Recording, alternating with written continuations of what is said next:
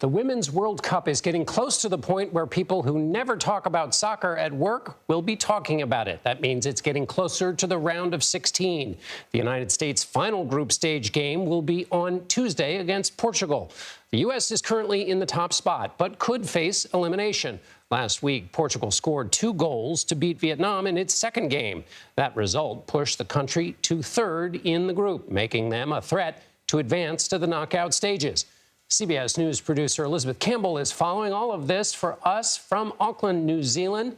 Lucky her. Elizabeth, set the stakes for us. What are the stakes for the U.S. in this match? Well, good to be with you, John. Let's see if we can talk through those people who are going to just start tuning in. Do they sound a little bit smarter around the water cooler?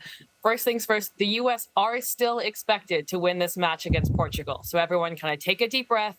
The U.S. are expected to advance. Now, what's at stake here is what position they advance in. The Netherlands is playing Vietnam, and if they get enough goals, the Netherlands could jump the U.S. in the group standings, and then they would advance number 1 in the group. That means they have a slightly easier schedule, whereas the U.S. would advance second in the group and face a tougher opponent in that first round of 16 match. But all hope is not lost if that happens again. In 2011, the U.S. came second in their group and made it all the way to the finals. So what's at stake here really is what's next for the U.S. team in their continued fight for the World Cup.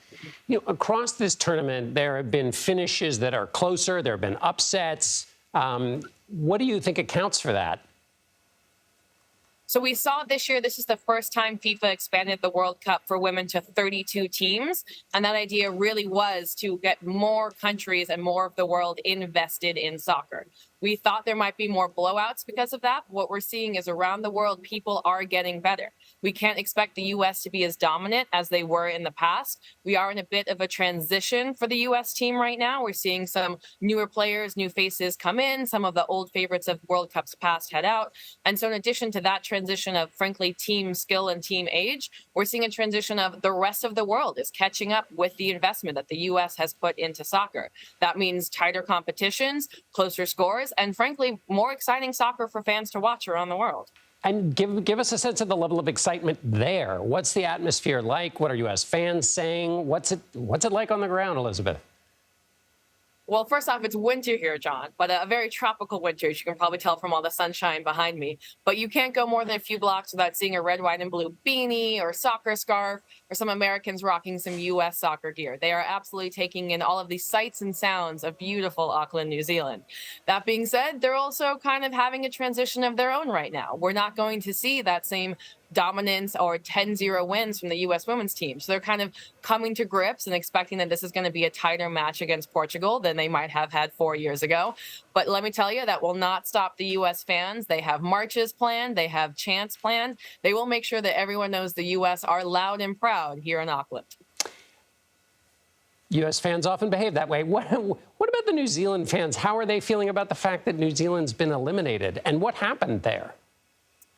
That was a bit of a tough one to watch, John. I was at a local pub here watching the heartbreak across the New Zealand fans. They had an amazing start to the World Cup. They won their first match. They were riding high, but they just didn't have enough follow through to win throughout the group. They were in a tough group. They had some tough matches. There were some other, Philippines, for example, had their first win against New Zealand for the World Cup. So it's not all bad news if you zoom out a bit. But unfortunately, New Zealand did have their World Cup dreams end. So they will not be advancing. The good news for fans down under, Australia did win last night. So the other host country of the World Cup, they will be advancing. So maybe there can be some Kiwi-Aussie loyalty. I wouldn't count on it, but there might be a chance there. Finally, Elizabeth, what else are you looking forward to in this tournament?